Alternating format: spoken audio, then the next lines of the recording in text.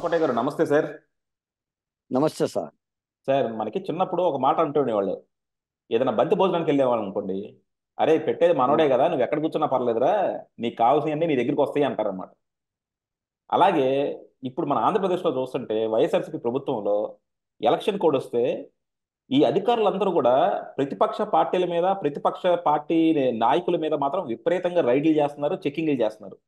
తెలుగుదేశం జెండా ఎక్కడ కనబడినా తీసేస్తున్నారు. అలాగే మన లోకేష్ గారి కారు కూడా చెక్ చేసి డబ్బులు ఉన్నాయా లేదని ఎతుకుతా ఉన్నారు. అలా అన్ని తనిఖీలు చేస్తా ఉన్నారు. ఇంత చేస్తున్న అధికారులకి వీళ్ళు చేస్తున్న పనులు వీళ్ళకి తెలియట్లేదేమో అనిపిస్తుంది సార్. ఎందుకంటే వీళ్ళంతా కూడా వైఎస్ఆర్సీపీ నాయకులు ఎలక్షన్ ప్రచారాల్లో పాల్గొంటున్నారు. ఎలక్షన్ వాళ్ళతో పాటు తిరుగుతూ ఉన్నారు, వాళ్ళకి సపోర్ట్ చేస్తూ ఉన్నారు. అలాగే వాలంటీర్లు వీళ్ళు అంటే అనొచ్చు, వీళ్ళు నిజంగా ఇంకా గవర్నమెంట్ ఉద్యోగస్తులేనా అని. వాళ్ళకి గవర్నమెంట్ దగ్గర నుంచి జీతాలు వెళ్తున్నంత మటుకు వాళ్ళు గవర్నమెంట్ ఉద్యోగస్తులే, అంటే గవర్నమెంట్తో సంబంధం ఉన్నాళ్లే. సో డెఫినెట్గా వీళ్ళు ఎలక్షన్ డ్యూటీల్లో కానీ ఎలక్షన్ సంబంధించినట్లు కానీ పాల్గొనకూడదు. కానీ వీళ్ళు కూడా పాల్గొంటా ఉన్నారు. సో వీటన్నిటి మీద రకరకాల డిస్కషన్లు జరుగుతూ ఉన్నాయి. అసలు ఇక్కడ మనం ఎలక్షన్ కమిషన్ ఎలా చూస్తాం, ఈ అధికారులను ఎలా చూస్తాం? ఎందుకంటే అధికారులకి నాయకుల కన్నా ఎక్కువ విఘ్నత ఉండాలి. ఎలక్షన్ కోడ్ వచ్చింది, మన పరిధి అంతా మనం ఎంత మటుకు బిహేవ్ చేయాలన్నది చూసుకోవాలి. అంతే తప్ప వాళ్ళు ఏదో వీళ్ళ యజమానుల్లాగా వాళ్ళకి పాదసేవ చేసుకుంటాం, వాళ్ళకి ఇది చేసుకుంటాం అని తిరుగుతూ ఉంటే కుదరదు కదా.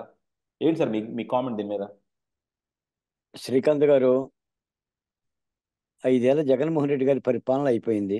ఉం, అలాగనే దేశంలో కూడా 5 ఏళ్ల మోడీ గారి పరిపాలన కూడా అయిపోయింది. ఉం, దేశవ్యాప్తంగా సార్వత్రిక ఎన్నికలు, ఆంధ్రప్రదేశ్లో అసెంబ్లీ ఎన్నికలు, దేశంలో మరో 4 రాష్ట్రాల్లో అసెంబ్లీ ఎన్నికలు జరుగుతున్న తరుణం ఇది.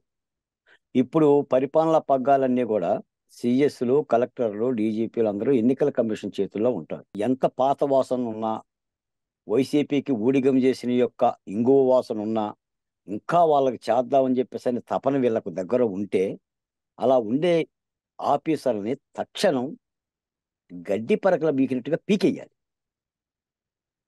పీకెయ్యాలి. ఇంకా బరి తెగించిన ఆఫీసర్లను ఉంటే కేసులు పెట్టి లోపలెయ్యాలి. అది ఎన్నికల కమిషన్ బాధ్యత. ఎందుకంటే ప్రజాస్వామ్యంలో 5 ఏళ్లకోసారి జరిగే ఎన్నికల క్రతువు. ఈ 5 ఏళ్లలో ప్రజలు తమ రాతలను మార్చుకోవటానికి ఓట్లేస్తారు. మళ్ళీ 5 ఏళ్ల తర్వాతే రాతలను మార్చుకునే అవకాశం.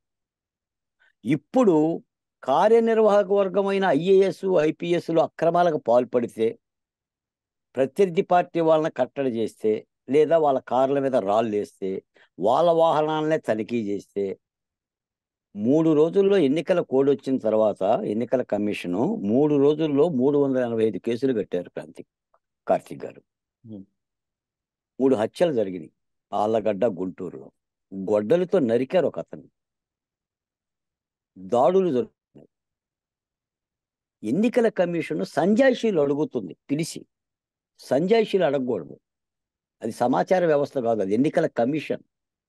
ఒక స్వయం ప్రతిపత్తి కలిగిన రాజ్యాంగ సంస్థ అది.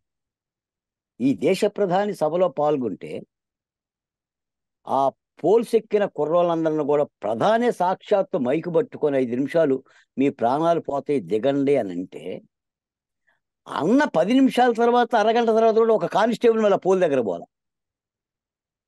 మళ్ళీ ఏమైనా కుర్రోళ్ళు ఎక్కుతారేమోనని, జాగరూకత చూద్దామోనని నువ్వు 4 రెడ్డి ఆఫీసర్లు వేసావు. ఎవరో మాధవరెడ్డి, ఏదో వినీష్ రెడ్డి, ఈ తోకలున్న రెడ్లు మొత్తం పెట్టావు. వాళ్ళ యొక్క విధుల మీద ఈ రోజున ఆరోపణలు వచ్చింది. పీకెయ్యాలి, సంజాయిషీలు అడగకూడదు నాకు తెలిసి. ఎందుకంటే లేకపోతే ఎన్నికల క్రతువు రక్తసిక్తం అవుతుంది. ప్రజలకి ఒక భరోసా ఉండాలి. పోలింగ్ బూత్కి వెళ్ళినప్పుడు ఎస్, నా ఓటు హక్కుని ధైర్యంగా నేను వినియోగించుకుంటున్నా, ప్రశాంతంగా ఉంటుందని ఒక భద్రత కలుగు చేయాలి. గ్రామాల్లో డ్రెస్సులు వేసుకొని, బూట్లు వేసుకొని గల్లెల్లో జరగటం కాదు. పోలీసులు కవాతులు చేస్తున్నారు. ఇప్పుడు గ్రామాల్లో కవాతులు చేసి ఏం చేస్తారు? పల్లెల్లో పనికి పోతున్న కూలీలను బెదిరిస్తారా ఏంది? నేరగాళ్ళందరినీ మీ పక్కన పెట్టుకొని కలుపుకు పోయేవాళ్ళు, చాలా మటు పనులు పోయే వాళ్ళ దగ్గర పోయి కవాతులు పెట్టి ఏం చేస్తారు? ఈ రోజున ఎన్నికల కమిషన్ బాధ్యత. ఇంకో మాట కూడా చెప్తున్నాను. నిన్న పత్తిపాడులో రామాంజనేయులు గారి మీద దాడి జరిగింది. దాడి చేయటానికి వైసీపీ కార్యకర్తలు వస్తుంటే సాధారణంగా పోలీసులు ఏం చేస్తారు? కార్తీక్ గారు, దాడి చేయటానికి 4 మీ మీదకి వస్తే పోలీసులు ఏం చేయాలి? వాళ్ళని ఆపాలి. వాళ్ళని ఆపడం కాదు, మిమ్మల్ని కారులో కూర్చోబెడుతున్నారు జాగ్రత్తగా, వెళ్ళిపోండి వెళ్ళిపోండి వెళ్ళిపోండి అని. నాకు ఇది మంత్ర సాయంత్రమా? నిజంగా పోలీసులేనా? నా నవ్వు వస్తుంది. పోలీసుల సమక్షంలోనే ఒక అతను కారును గుద్దుతూనే ఉన్నాడు, రామాన్యుల కారు. రిక్వెస్ట్ చేస్తున్నారండి. అంటే జగన్మోహన్ రెడ్డి గారు చెప్పారు కదా సార్, మా కార్యకర్తలకు కోపాలు వస్తే మేము వాళ్ళని ఆపలేము, వాళ్ళు ఏమైనా చేస్తారని. అవును, జగన్మోహన్ రెడ్డి గారు ఆపలేరు. మరి జగన్మోహన్ రెడ్డి గారు లేరుగా, ఇప్పుడు ఉంది ఎన్నికల కమిషన్ కదా. ఉమ్. అంటే ఎన్నికల కమిషన్ కూడా ఆపలేదా? అంటే మీరు ఒకటి మర్చిపోయినట్టున్నారు. ఎందుకంటే మనకి ఏపీఎస్సి ఎలక్షన్స్ జరిగినప్పుడు అందులో పెద్ద ఒక అవినీతి జరిగింది. అందులో చాలా మందిని కూడా అంటే సెలెక్ట్ అయిన వాళ్ళందరినీ పక్కన పెట్టేసి దాన్ని మళ్ళీ రీఎవాల్యుయేషన్ చేసేసి జగన్మోహన్ రెడ్డికి కావాల్సిన వాళ్ళందరినీ కూడా మంచి పొజిషన్లో నియమించుకున్నాడు. సో ఈ రోజు ఎలక్షన్ కోడ్ వచ్చినా సరే ఆ అధికారులే జగన్మోహన్ రెడ్డి కోసం పనిచేస్తున్నారని చెప్పి కూడా మనకి ఒక న్యూస్ బాగా సర్క్యులేట్ అవుతా ఉంది. అండ్ మీరు కూడా చూసుంటారు, మన కోర్టు కూడా దాని మీద ఈ కేసు నడుస్తూ ఉంది. మొన్న ఒక జడ్జిమెంట్ వచ్చింది. సో రకరకాల విషయాలు జరుగుతూ ఉన్నాయి. సో జగన్మోహన్ రెడ్డి స్ట్రాటజికల్ గా ఆయనకి కావాల్సిన మనుషులు ఎక్కడ ఉండాలో, రేపు పొద్దున ఎలక్షన్ కోడ్ వచ్చినా సరే ఆయనకి ఏ ఆటంకం లేకుండా పని ఎలా జరగాలో అని చెప్పి 5 సంవత్సరాల క్రితమే ప్రణాళిక రచించాడు. కార్తీక్ గారు, ఎన్నికల కమిషన్, కేంద్ర ఎన్నికల కమిషన్ ఈ మధ్య ఒక ప్రకటన చేసింది, 2024 ఎన్నికల్ని జీరో వైలెన్స్ తో చేస్తాను అని. ఉం. అంటే జీరో వైలెన్స్. ప్రతిపక్షాలు నోరు మూసుకొని కూర్చోవాలని దాని అర్థం. అధికార పక్షం కావాల్సింది చేసుకుంటది, ప్రతిపక్షాలు నోరు మూసుకొని కూర్చోండి, మేము జీరో వైలెన్స్ లో మేము ఎలక్షన్ కంప్లీట్ చేస్తామని. అది దాని టార్గెట్ జీరో వైలెన్స్. ఉం. మరి అది ఏపీకి వర్తిస్తుందో లేదో నాకు తెలియదు, కానీ ఎన్నికల కమిషన్ తన విధులు, గతంలో శేషన్ గారిని మనం ఎందుకు చెప్పుకుంటాం ఇప్పటికి కూడా. ఉం.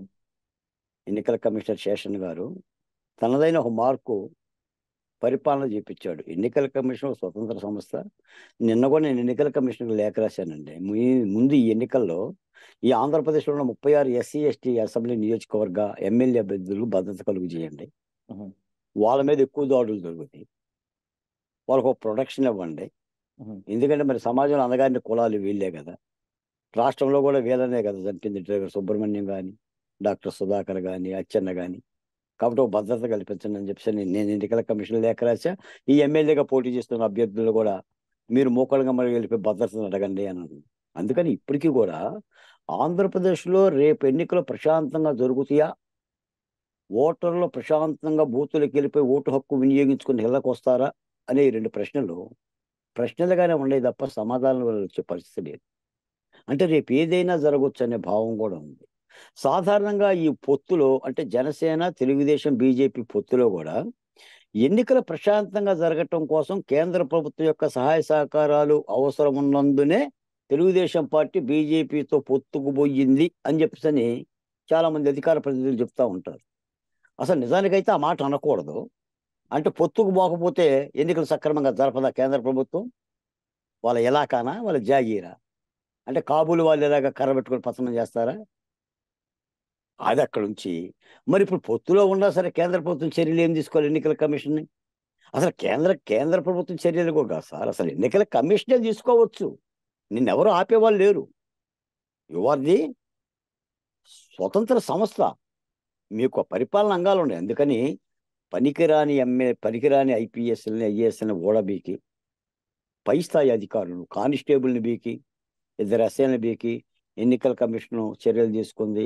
ఎంఆర్ఓలను బీకి, 2 వాలంటీర్లను బీకితే కాదు, ఎవరైతే మూల విరాట్టుగా గత ప్రభుత్వ సేవల్లో తప్పించి ఆ యొక్క రాజనీతి ప్రదర్శిస్తున్నారో, భక్తిభావం ప్రదర్శించి సేవ చేస్తున్నారో వాళ్ళందరినీ పక్కన పెట్టగలిగితే కానీ ఎన్నికల క్రతువు మంచిగా జరుగుతుంది. పైపచ్చి ఎప్పటికి కూడా ఏంటంటే గ్రామాల్లో మీరు అన్నట్టుగా వాలంటీర్ల హస్తం ఉంది. మీకు ఒక మాట ఏంటంటే అసలు సాధారణంగా పేర్ని నాని గారు చెప్పేవాళ్ళు ఎప్పుడు కూడా, మేమంతా నిమిత్త మాత్రులు, సర్పంచులు, ఎంపీపీలు, జడ్పీటీసీలు, ఎమ్మెల్యేలు, మంత్రులు కేవలం వాలంటీర్లు, volunteer to CM, CM to volunteer అని చెప్పేవాడు. ఇప్పుడు ఈ వాలంటీర్లు కట్ అయిపోయారు. ఇప్పుడు జగన్మోహన్ రెడ్డి గారు ఊపిరాట్టారు, నమ్ముకున్న వాలంటీర్ కనిపించట్లేదు కదా ఎన్నికల క్రతువులో. అదే కనుక ఈయన ఉన్నట్టయితే గుద్దిపారు దుబ్బు ఉంటాడు. అది ఇది కొద్దిగా ఊపిరాట పరిస్థితి కూడా ఏదో కనిపిస్తున్నట్టుంది. అరే నేను వాలంటీర్లు పెట్టుకొని 5 సంవత్సరాలు పోషించి 5,000 రూపాయలు ఇచ్చుకుంటూ 5 సంవత్సరాలు పోషించి పరమవీర చక్ర, పరమ బిరుదు, పద్మశ్రీ, భారతరత్న ఇవన్నీ ఇచ్చారు కదా. మీరే నా సైన్యం, ఆ, 90% వైసీపీ కార్యకర్తలే వాలంటీర్లు. అసలు వాళ్ళే మూల విరాట్టులు, ఎమ్మెల్యేలు కూడా వాళ్ళే అని చెప్పినట్టు ప్రచారం చేశారు కదా. మరి ఈ వాలంటీర్లు తీసి పక్కన పెట్టడంతో మరి వాళ్ళకి ఊపిరాటం లేదు. కానీ ఎట్టి పరిస్థితుల్లో ఎన్నికల కమిషన్ చెప్పినట్టుగా వాలంటీర్లకే కాదు, ఏ ప్రభుత్వ పారితోషికం తీసుకుంటున్న ఉద్యోగస్తులు కూడా ఎన్నికల క్రతువులో ఉండకూడదు. అది అంగన్వాడీ టీచర్లు కానీ, లేదా ప్రాథమిక పాఠశాల టీచర్లు కానీ, ఏ ఎంప్లాయ్ అయినా, ఏ తరగతి ఎంప్లాయ్ అయినా, ఏ సెక్షన్ ఎంప్లాయ్ అయినా ఉండకూడదు. వీళ్ళు కూడా ప్రభుత్వ పారితోషికం తీసుకొని ప్రభుత్వ ఉద్యోగులుగా గుర్తింపు కాకపోయినా కూడా హ్యాండోరియం గుర్తింపుగా తీసుకుంటున్నారు కాబట్టి వీళ్ళకు కూడా క్రికెట్లో ఎక్కడ కూడా కల్పించకూడదు. ఎవరు పాల్గొన్నా కూడా ఎన్నికల కమిషన్ సీరియస్గా తీసేయాలి. తీసేసి దూరం పెట్టి ఇటువంటి చర్యలు మాత్రం చేసి పోలీస్ ఆఫీసర్ కూడా కట్టుదిట్టం చేయాలి. నిన్న కూడా డీజీపీ మీద చాలా ఆరోపణలు వచ్చినాయి. నిన్న మొన్న డీజీపీని మారుస్తారనే వార్తలు కూడా వినిపిస్తున్నాయి. మరి ఏమవుతుందో చూడాలి. ఎన్నికలు మాత్రం చాలా ప్రశాంతంగా జరగాలి, లేకపోతే ప్రాణాలు పోతాయి. అది ఎన్నికల కమిషన్కి క్షంతవ్యం కాదు, దాందే బాధ్యత. ఇప్పుడు అదే పరిపాలన చూసి ఎన్నికలు సజావుగా నిర్వహించాల్సిన అవసరం అయితే ఎంతైనా ఉంది. డెఫినెట్గా సార్, మీరు అన్నది మాత్రం కంపల్సరీ ఒక ఇంపార్టెంట్ పాయింట్ అనమాట. ఎందుకంటే మనం నవ్వుతా మాట్లాడుతున్నా సరే, రేపు పొద్దున జీరో వైలెన్స్తో ఎలక్షన్స్ కండక్ట్ చేస్తామని చెప్పి ఎలక్షన్ కమిషన్ చాలా గర్వంగా చెప్పుకుంది. సో జీరో వైలెన్స్ అంటే ప్రతిపక్షాలకి కంప్లీట్గా అణచివేసి అధికార పక్షాలకి కంప్లీట్ ఫ్రీడమ్ ఇవ్వటమా, లేకపోతే అధికార పక్షాన్ని కంట్రోల్ చేసి ప్రజల్ని స్వచ్ఛందంగా ఎలక్షన్ బూత్లకు వచ్చి ఏ భయం లేకుండా ఓట్లు వేసినది చేయడం అనేది డెఫినెట్గా చూడాలి. ఇప్పుడు జరుగుతున్న పరిణామాలు చూస్తుంటే మాత్రం ఎలక్షన్ కమిషన్ అంత సీరియస్గా అంత కన్సర్న్గా ఉన్నట్టు అనిపించట్లేదు. సో డెఫినెట్గా రేపు పొద్దున ఇంకా మనకి ఇంకా నెలన్నర 2 నెలలు టైం ఉంది కాబట్టి జరుగుతున్న ఇన్సిడెంట్లను బట్టి మళ్ళీ మనం ఇప్పుడు ఒకసారి మాట్లాడుకోవచ్చు. సో ఇలాంటి ఇన్సిడెంట్లు మళ్ళా పునరావృతం అవ్వకుండా మాత్రం ఎలక్షన్ కమిషన్ చూసుకోవాల్సిన బాధ్యత ఉంది. థ్యాంక్ యూ అండి, thank you very much sir. Thank you.